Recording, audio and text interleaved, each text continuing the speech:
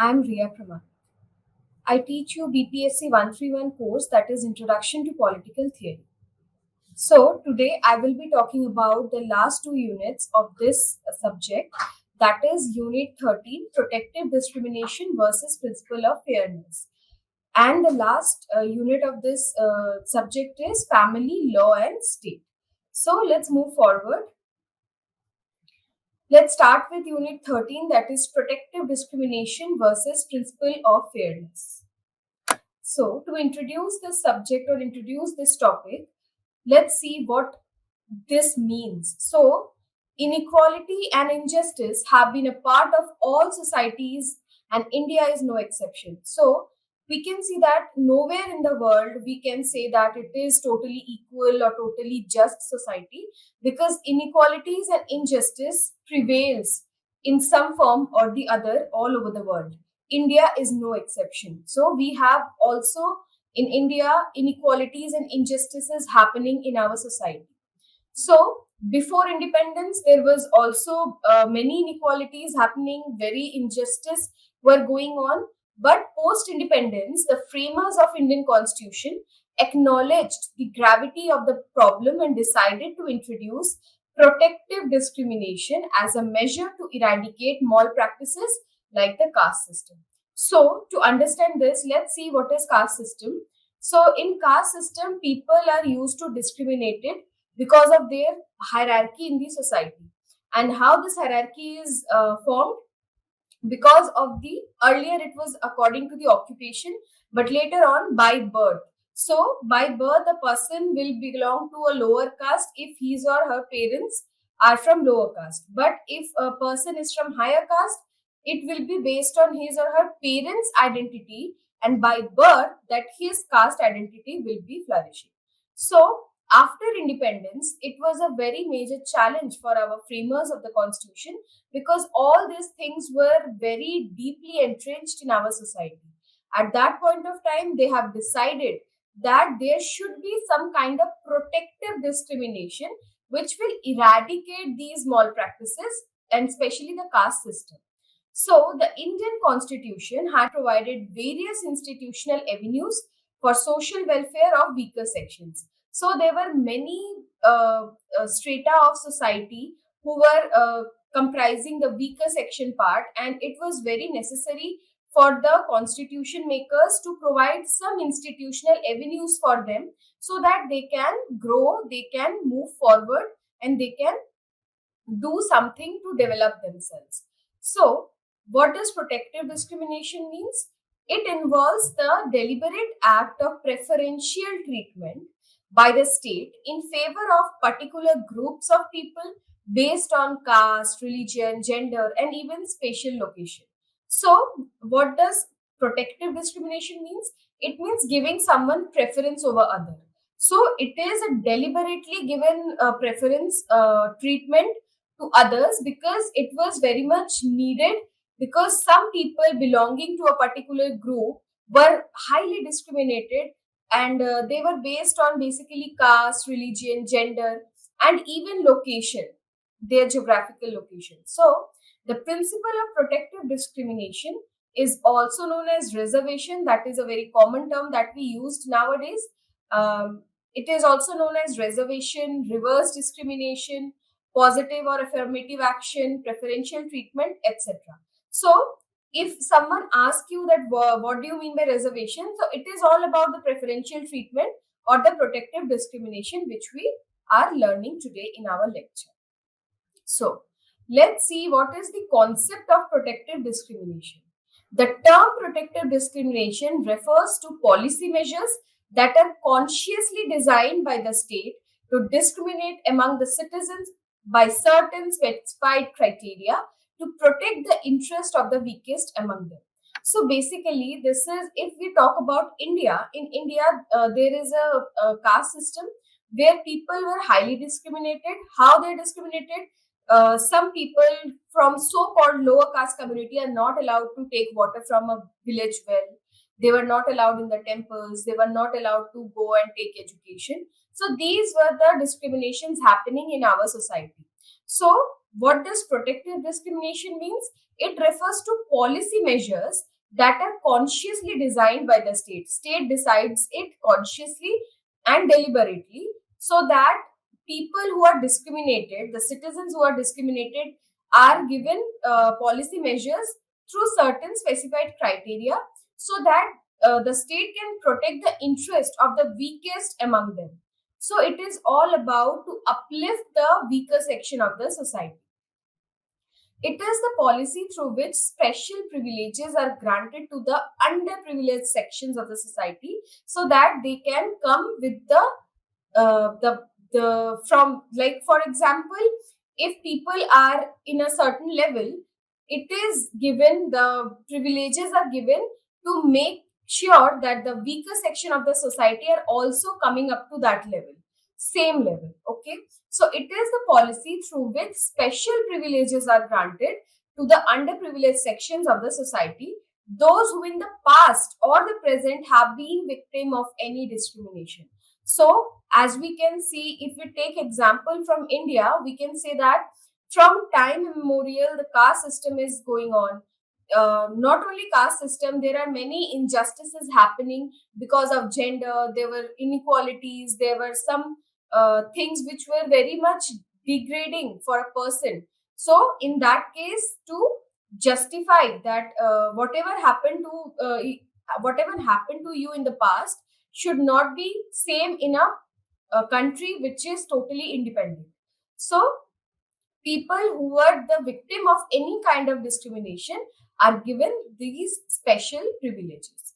So these affirmative actions programs undertaken by the state to bring equity and justice among all sections of the society. So the ultimate aim of these privileges, special privileges, is to bring equity and justice for all the citizens of a state. So these provisions together form the framework for the analysis of the concept of social justice in the Indian context. So what is the aim of protective discrimination? It is to reduce the persistent discrimination or inequality in society by giving preferential treatment to the marginalized sections in the distribution of valued social goods and opportunities. So what happens in protective discrimination? The persons who are marginalized, who belongs to the marginalized section, are given proper the goods, social goods, and the resources are distributed to them, and opportunities were given to them so that they can develop their human beings. So the main agenda for introducing protective discrimination is to protect the weaker sections of society who have been socially and historically neglected and exploited. So, if we read the history of India, we can see that caste system is not a new system. It was going on through many, like ancient times it was going on, and there were highly discriminated practices going against those lower caste. They were not allowed to enter a village. Their shadows are also considered to be impure. There was a notion of purity and impurity in caste system, so they were not allowed to go in a higher caste house. If they are going for any work, their utensils will be separated. They were not allowed to come with their slippers. Even there were many instances where a broom is attached to a person so that whenever he is walking from a place, his footsteps are erased, so that if someone is coming from higher caste or some person is crossing that path, and if he belongs to higher caste, he will not get impure. Also, it was believed that if a person's shadow falls on a higher caste man, he has to go and take bath to purify himself. So these were the concepts, the notions of purity and impurity was going on, and historically we can see that it was coming from the ancient times. Also, this was very exploitative in nature. It exploits a person's identity.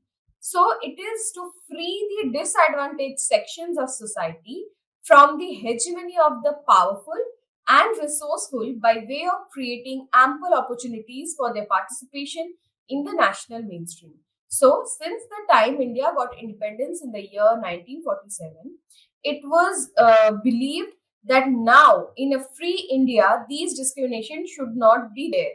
And because of that, there were many opportunities created by the state so that the disadvantaged people, the people who are belonging to the disadvantaged sections of the society, should participate and come forward in the national mainstream.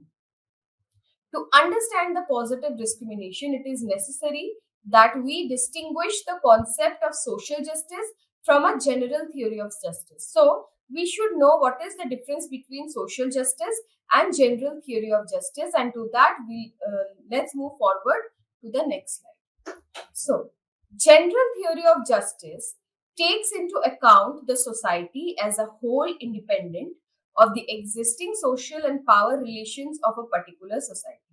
So, it takes into account the society as a whole independent of the existing social and power relations.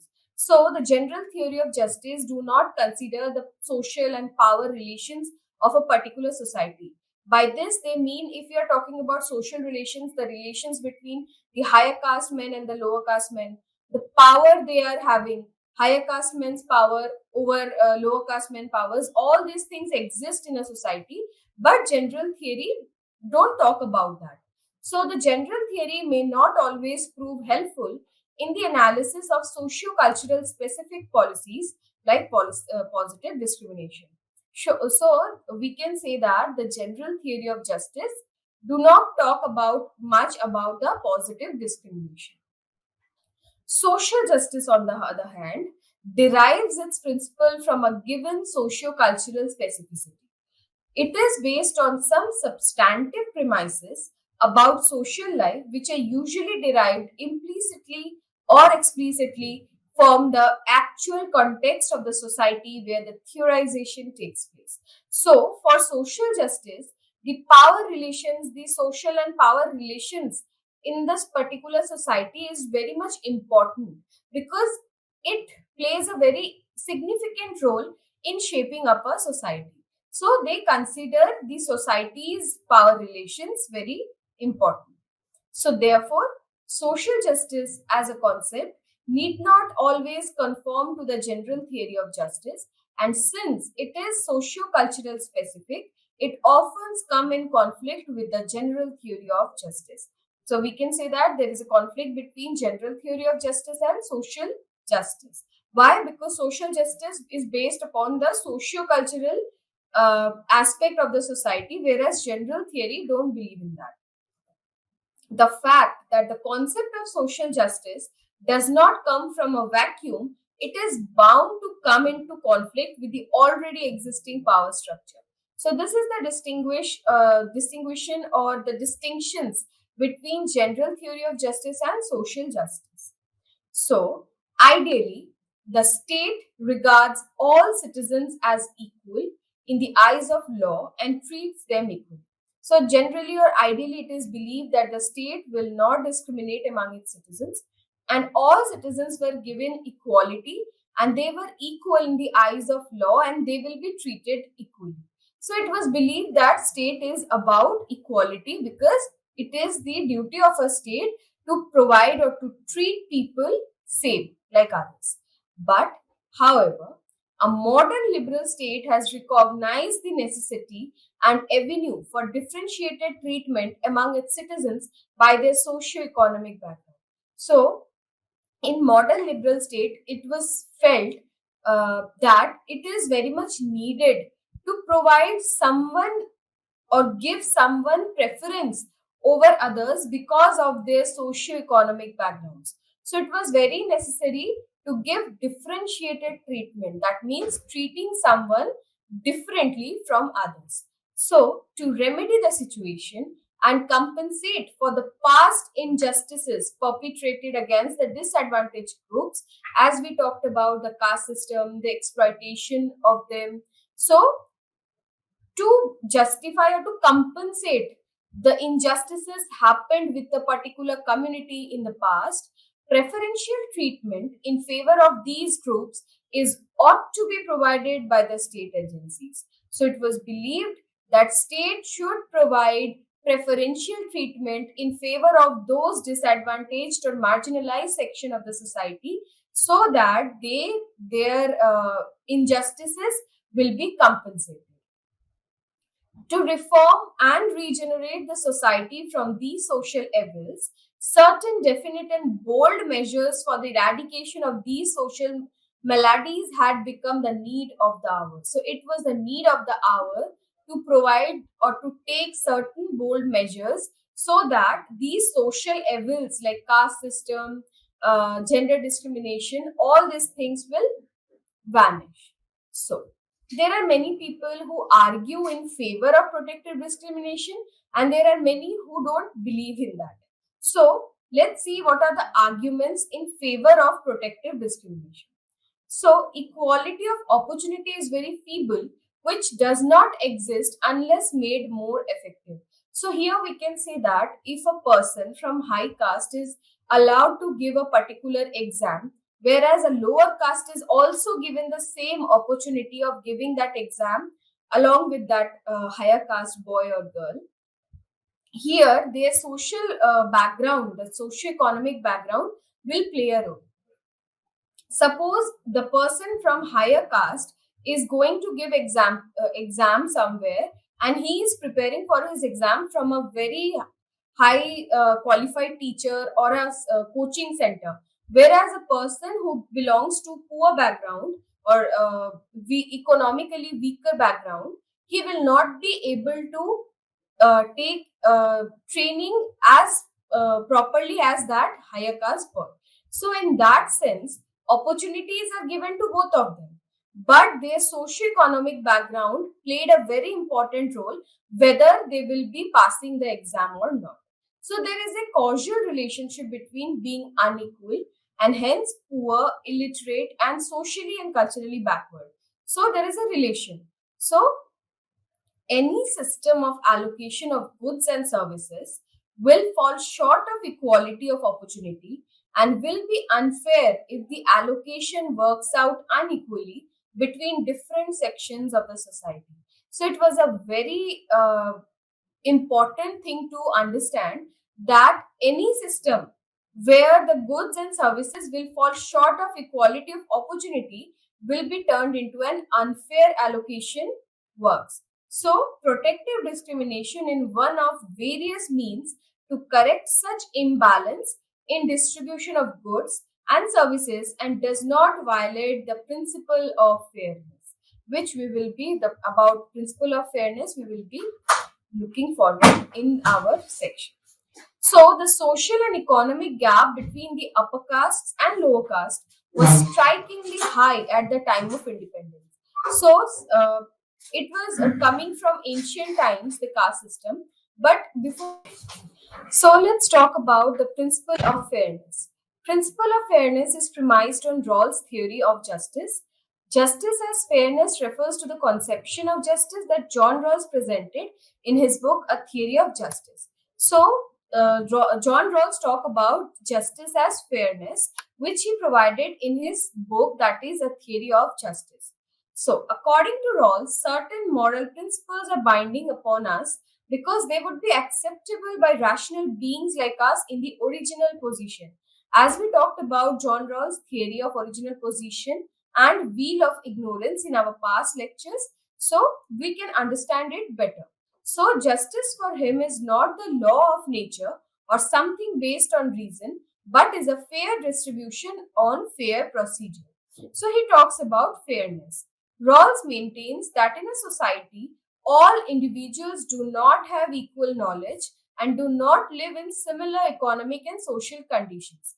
So, he refers to his idea of wheel of ignorance, in which he talks about that suppose a person are they don't know what is happening, what is going to happen in future, and they are standing in an original position behind the wheel of ignorance. So in that case they will be wanting a society which will be purely a just society, and there if their veil excludes them not only from others but also from themselves, the least advantaged members of the society.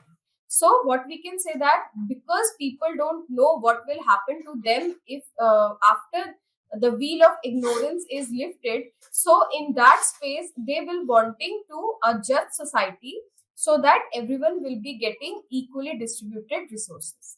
So justice demands due care for the least advantaged members of society as well. According to Rawls, justice is the distribution of benefits among all members. Thus, justice for Rawls is fairness. So, justice as fairness assumes a view of society where there is a fair system of cooperation between free and equal persons. So, justice would mean that all the primary goods are to be distributed equally unless an unequal distribution of any or all of these goods is to the advantage of the least favored. So, the principle of justice, according to Rawls, is regarded as formulating restrictions as to how practices may define positions and offices and assign to it powers and liabilities, rights, and duties. So, initially, the principle of fairness has been formulated by H.L.A. Hart and then by Rawls to ground a principle based understanding of the distribution of burdens and benefit regarding the production of public goods in a fair scheme of cooperation. So, the principle of fairness grounds a moral obligation not to free ride as part of a fair scheme of cooperation, also called the duty of fair play. So there are many people who do not agree with Rawls. So libertarians like Nozick and Flew do not agree with Rawls and deny his claim that those who are naturally disadvantaged have a claim on those with advantage. So they believe that in merit and excellence and natural inequality of human beings. So this is all about Rawls's principle of fairness. So let's talk about protective discrimination versus principle of fairness. Formal versus substantive equality. So, formal equality, what do we understand by formal equality? It refers to a liberal notion of equality before law. So, it involves the principle of universality where two persons are treated equally unless there is a differentiating principle. So, if people are given privileges over others according to the differentiating principle, then it's okay. But otherwise, it talks about two persons are treated equally in front of law. So, according to Lucas, the need for universality of laws arises from the fact that the state is unable to make as many laws as there are individuals because they are different. So, for practical reasons, the state makes universally applicable laws. So, this means formal equality can provide only procedural justice. On the other hand, substantive equality is a broader concept which also relates to other values like justice, rights, equality. So, according to Friedman, there are four approaches to substantive equality. So, let's see what are these four approaches. The first one is the equality of results. So, equal treatment does not guarantee equality of results. So, whatever they are saying that however you are giving equal treatment to a person, it does not guarantee the result will be equal. The next approach that they are talking about is starting point equality. So, true equality is unachievable if individuals begin the race from different starting points. So, an equal opportunity approach therefore aims to equalize the starting point. So, a person, if two persons are starting from the same starting point, for example, in a race, then there will be equality. But if a person because of his high caste or because of his strong economic background are starting a race from 3 meter ahead of a poor people, then there will not be any kind of equality. So they talks about starting point equality. The third approach they are talking about is right based equality. It treats equality as auxiliary to substantive rights. Whereas the last approach they are talking about is value ridden approach. This approach emphasizes dignity, autonomy, and worth of all individuals apart from their fair participation in society. So, the practice of protected discrimination was introduced to uplift the conditions of the deprived section to bring them at par with mainstream society.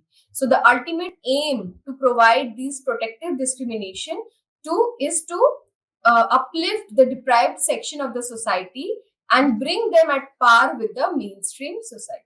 So this policy of affirmative action is also called reverse discrimination because it guarantees differential treatment to certain deprived sections just as overtly as it was used or discriminated against them in the past. So while the egalitarians and positive liberals are in support of such discriminations because it helps to achieve a just and fair society, the libertarians and legal positivists express their displeasure with such discrimination. So we can say that not all theorists or all ideologies belonging to our society favor this preferential treatment. Some are in favor and others are going against it or they criticize this. So according to them, it affects the excellence. So who are going against these theories are saying that it affects the excellence, merit of the overall quality and also the basic rights of freedom and property of individuals. So the practice of protective discrimination is an important feature of the Indian Constitution that provides protection in the form of special measures for the socially and economically weaker parts of society. Let's talk about criticism. The idea of protective discrimination has generated a lot of debate and discussion among scholars around the world. So, those who oppose it see it as one form of discriminating, substituting another. So, advocated of procedural equality stand for market logic where merit should decide allocation of resources. Whereas the another point of criticism talks that affirmative action had to be a temporary measure, it has become a permanent feature as it leads to political benefit for those in power. So, all these are the criticisms of preferential treatment. So, among the target groups, the benefits have generally gone disproportionately to the members who are better off. So, the benefits have not reached the ones who are really disadvantaged section of the society among the marginalized section. So, it is believed that many times all these resources reach to the higher or the people who are well off from a marginalized group rather than the person who need it specifically. So, this was all about Unit 13. Let's start Unit 14, which talks about family, law, and state. So, family and state share a complex relationship as the boundaries between the two are not clearly defined, leading to confusion and contestation. So, there are very blurred line between a family and a state and how their relationship works. So, it is not clearly defined. So, individuals in happy families are likely to be good citizens, whereas unhappy, dysfunctional families can be a catalyst for many social problems, gives it an incentive to foster ideal families. So, it is believed that the families who are happier, who live happily, who do all the proper works are good citizens, whereas the families which are some kind of dysfunctionalities or if they are unhappy, so in that case it is not good for a state. So but this is not a one way relationship as families can affect how the state behaves. So it is very much dependent on families or state and it affects each other. So as well as being on the receiving end of its action. So families can affect how states function, how states behave. So it is very important to understand family. So the type of a state also impacts the state-family relationship. Who is ruling the state? Is there a democratic government or authoritarian regime or a totalitarian regime? That will also impact the state-family relationship. So it is very much dependent upon each other. So totalitarian states tend to isolate families and destroy natural communities that might foster competing loyalties vis-a-vis the state. So it was believed that the families will destroy the natural communities and they don't want or they don't like families. So they isolate families. Whereas democracy see a family as a training ground for preparing good citizens. So see, you can see that there is a favor argument in favor of families by democracies, whereas totalitarian don't believe in that. So, to understand family and state, we should start with knowing state properly. So, there is no general agreement on the definition of the term of state. So, there is no proper definition of it, but we can say that with time, with historical evolution of state, we try to define it. So, according to the Greek city state, it is clearly different from the modern and modern nation states because they are very different from each other, because the time period was also different and the ideologies, the processes were also very different. So, modern states start dominating the world politics since the French Revolution. So the state is not same as the government. It is very important to understand that we often interchangeably use state and government, but state is not same as government. It is rather a complex of various elements of which this government is only one. So in the first part of our lecture, we have read what are the things which constitute a state. It has territory, it has population, sovereignty, government. So we can say that government is only one aspect of state. Other aspects are territory, a proper demarcated boundary is very much important for a state. Next is population.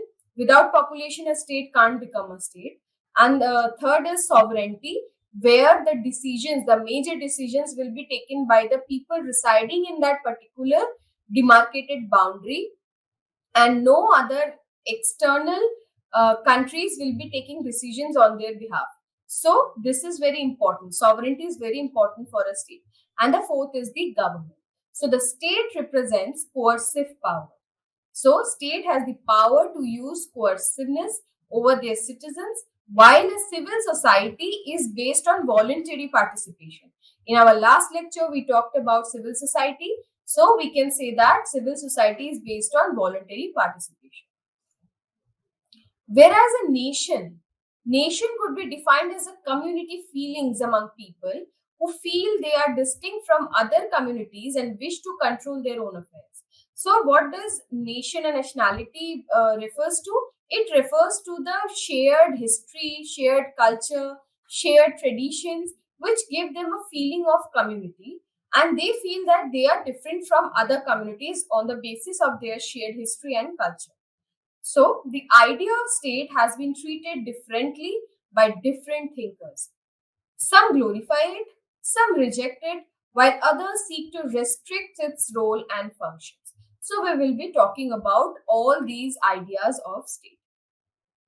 According to Plato, who was the teacher of Aristotle in Greek city-states in ancient times, so Plato throughout his work makes a case for an ideal state.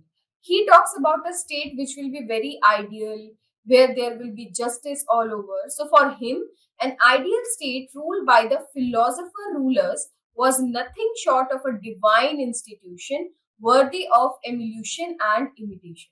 So for Plato, state is a divine institution.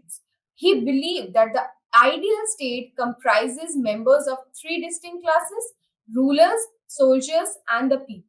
So three distinct classes comprises of a state.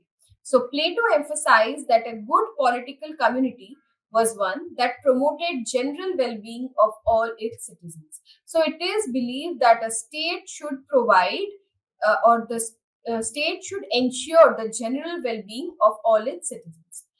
Now comes to Aristotle. He defined state as a community. The state must exist for an end, and the end of the state is the highest good of man. So according to Aristotle, state is a community and it is the highest good of man. For both Aristotle and Plato, the state and its laws were more than a product of convention, and they did not distinguish between a state and a society. For them, polis was an ethical entity whose purpose was to maintain good and happy life. So they didn't distinguish between a state and a society. Now comes to the modern thinkers. So let's talk about Niccolo Machiavelli, who is also known as one of the first modern thinkers. So according to Machiavelli, the power of the state is the end of the state. That is, every state must aim at maximizing its power. So Machiavelli talks about the maximization of power by the state, and according to him, state is the highest form of human association. So for Hobbes, let's come to Hobbes. For him, he is known as a social contract theorist. So for Hobbes, when individuals agree to relinquish their natural rights to everything and to transfer their self sovereignty to a higher civil authority or Leviathan. So, let's talk about social contract, where they talk about that earlier when there were no society formed. So, in that primitive stage, it was the state of nature where people were living on their own. There were no one they can call as head or something who is higher than them. So, there was anarchy in the state of nature, and as a result of which, individuals agree to create a higher authority so that he will be providing them the security and safety. So, according to Hobbes, that higher authority he named as Leviathan. So, the social contract allows individuals to leave the state of nature and enter civil society. So, according to him, creation of a society is based on a social contract between individuals so that they can move forward from state of nature to a civil society. Same like Hobbes, the other social contractualists like Locke, they believe that right to life, liberty, and property are natural rights. So if you belong to the state of nature or a society, it doesn't matter, but you will have three rights of life, liberty, and property with you, irrespective of any kind of hierarchies or discriminations. And these natural rights will precede the establishment of civil society. So, state of nature for Rousseau. Rousseau is also a theorist who talks about social contract. He believed that in the primitive state, in the state of nature, which precedes socialization, thus devoid of social traits such as pride, envy, or even fear of others. He opposed Hobbes' conception that there was anarchy, there were pride, there was selfishness. So he opposed Hobbes. For Hegel, he believed that state is the march of God on earth. That means he considers state to be a divine manifestation on earth. So all these thinkers talks about state in different manners. Now comes to Marxist theory of state, which is a very prominent theory in political science.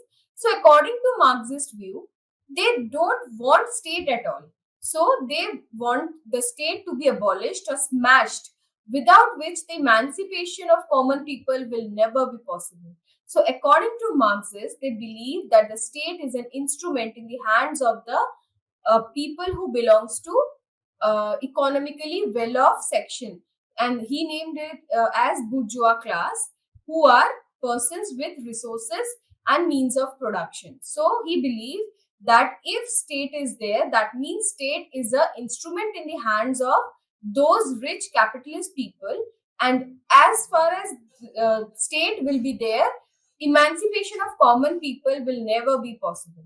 So Karl Marx and Friedrich Engels defined state as the political power, properly so called, is merely the organized power of one class for oppressing others. So it is believed that the state is to oppress the other section of the society who are poor, who belong to workers and labor class. So for them, the state was not eternal, it would eventually disappear. So they want the state to wither away. Marx envisioned a classless, stateless society of true democracy and full communism. So, according to Marx, if there is no state, and in capitalist society, the proletarians will revolt against them, and ultimately they will come to a society which will where will be communism, and there will be no kind of inequalities in that communist society, and in that society there will be no requirement of a state, because for them state is the tool in the hands of the capitalist class. Now let's talk about the concept of family. So the family is the basic and most important primary group in society. So as we all live in a family, it is one of the basic and most important primary group. The family as an institution is seen as universal, permanent, and pervasive. So it is everywhere and it is a permanent kind of institution. And all societies, both large and small, primitive or civilized, ancient and modern, have some form of family or the other. So since time immemorial, we can see that the concept of family is coming. So the family is a social group consisting ordinarily of father, mother, one or more children, and sometimes near and distant relatives. So we can see that it is a basic or core unit of a society. So according to Ross, four substructures of family can be identified.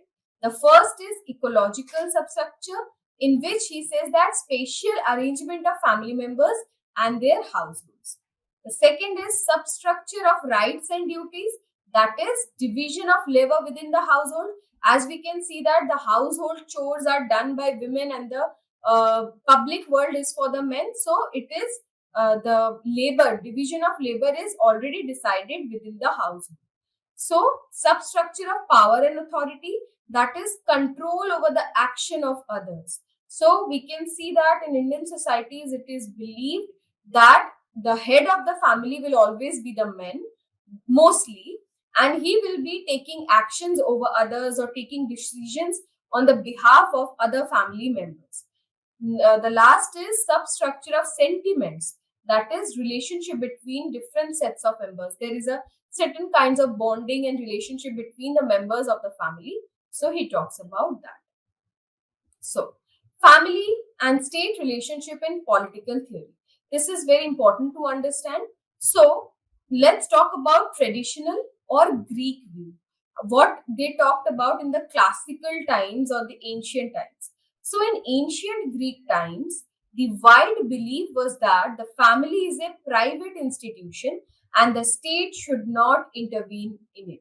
So it is believed that there is no requirement of a state to interfere in an institution like family, which is considered to be a private one, where there is no need of interference from a external factor. So Plato held a contrary view and placed the institution of family at the mercy of state. So rather the Greek times, it is believed that it is a private institution, but Plato says something different. He says that the institution of family is at the mercy of state. He advocated collective nurture of children, education, and ownership is in the book The Republic. So Plato talks about communism of wives and communism in where the children will be collectively nurtured. They will be taken care of collectively and there will be no family as such, and the children's education ownership will be taken care by the state. So Plato believed that private property and family are the source of all evil and corruption in the state. So according to him, because there is a bonding, there is a connection between the family members, this is the thing which brings corruption and evil practices in a state. So what we talk about in India about that how people want to give preferences to their family members over others. They were given job positions. They were allowed to take admissions because of their relation with someone. So all these things are believed to be the reason behind corruption, and that's why they don't feel that family should be there, because ultimately if there is family, the person or the women or men will favor his family member anyhow because of their bonding, their closeness, and all. So, according to him, it brings evil and corruption in the state. So, feelings and compassion and ownership towards family turn a man into a selfish being. So, if a person is married to someone, he will be very much protective to that person. Then, if he has kids, he will be connected to him. So ultimately, he became selfish because he will be favoring his family members over other persons in the society. So Plato argues for communism of wives and property, where marriage and private property will be abolished and would not be recognized by the ideal state. So he talks about a system where No people can say that he belongs to me or she belongs to me. There will be communism of wives. Wives will be available to all of them equally. So Plato argued about communism of wives and property. So Aristotle did not agree with Plato, who was his teacher, and argued for a case where state should respect the institution of family, giving a celebrated defense of marriage, the family, and the household. So, according to Plato, state should respect the institution of family. Sorry, according to Aristotle. So, he giving celebrated defense of marriage. He defend the system of marriage, the family, and the household, whereas Plato talks about communism of wives. So he said that there is a natural progression of individuals from the family to polis through small communities. So a household, according to Aristotle, is consisted of family, property, and slaves. So Aristotle talks about three things which is very important for a family to sustain, that is family, property, and slaves. Aristotle defended the institution of family and private property on the basis of the necessity of development of the individual's moral virtue, which is necessary to the well-being of the state. So if a person moral virtue is not uplifted, not developed, so he will not be able to perform his duties towards the state. So according to Aristotle, he wanted family and private property so that they can boost the moral virtue of an individual. So let's talk about what Marxist view talks about families. So Marxism offers a perspective in terms of social conflict and inequality when explaining the family-state relationship. So according to Marxist view, it focuses on how the capitalist system, which maintains an exploitative relation between capitalists and workers, shapes other social institutions such as the family, which in turn help consolidate the capitalist system.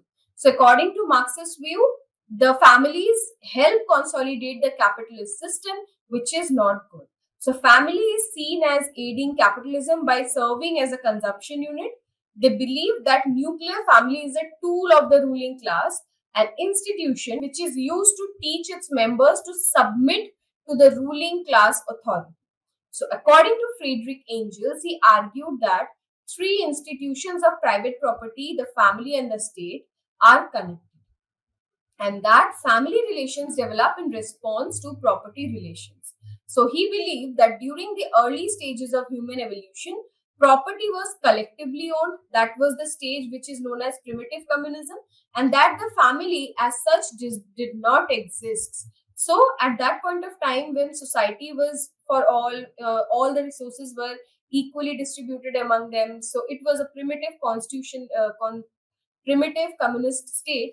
At that point of time, family didn't exist. So Marx and Engels also criticized the superficial distinction between the public and private sphere by liberals. Next comes the liberal perspective. So the idea of public and private distinction can be seen in the liberal perspective. So they define two sides, like there is a private distinction, there is a public distinction. So the public-private distinction as European origin, which signifies division of sovereignty through rights. So the public belongs to the state while private belongs to the individual, the family. So there is a distinction. Public is for the state and private is for the individual or the group of individuals known as family. So the classical liberal theorists continue to treat family as a natural, biological, and a personal unit. So they claim that the family is composed of individuals who enter the institution through their free will, and the state must not intervene in that institution. So they don't want the state to interfere in the private matters of an individual. So let's come to the feminist perspective. According to this perspective, it analyzed the impact of a family life on women. So how families are impacting a woman, that is the core concern of the feminist perspective. So despite different approaches, feminists tend to agree that women occupy a subordinate position in the family and are exploited in various ways. So feminist perspective argues that women are exploited within a family. How they are exploited?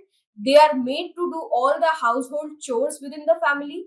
They are the one who are supposed to take care of the child. She is given the child rearing responsibilities.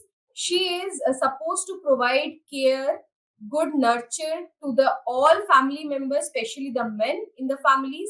So in many ways, the position of a woman in the family is very subordinate, and he exploits her. Why? Because it is believed that it is the duty of a woman to provide care and love to the family members, and for that she has to do all the work for them. And also, it is believed that they are not allowed to take decisions because they are not capable enough to make any kind of decisions or policies, and all the major decisions within a family are taken by a men. So, it is believed that women are not given their proper due. So, according to Marxist feminists, they consider capitalism as the main exploiter. This exploitation is seen in terms of the unpaid work they carry out at home. So, the work a women is doing at a household, it is not paid. So it is believed that they are not working at all, so their housework is not considered important or tiring. So women are also exploited in that they are expected to provide outlets for all the frustration and anger that their husband experience at work. So if a man is going out to work, if he is frustrated for anything, it is believed that it is the duty of women to take all the frustration and anger from her husband, and the ultimate thing which she should do is to take care and give love to her husband. So this is what Marxist feminist talks about. Radical feminist focuses on men and the patriarchal nature of society. They argue that inequalities between partners at home are a result of the fact that the most of the heads of the household are men. So they believe that because there is a inequality between the partners, men and a woman, husband and a wife, it is because most of the decisions are taken by the heads of the household, who are generally men. So it is, if there is a father, he will be the head. Then after father, the bigger brother, the brother who is the eldest one, will take the responsibility, and then it will be carried forward through the generation. So it is believed that all the decisions or the policies and things are taken care by men, and women are not allowed to take part in decision making process. This implies that men have more decision making power and consume more whatever the family has a retained control over finances. So this is all about today's lecture.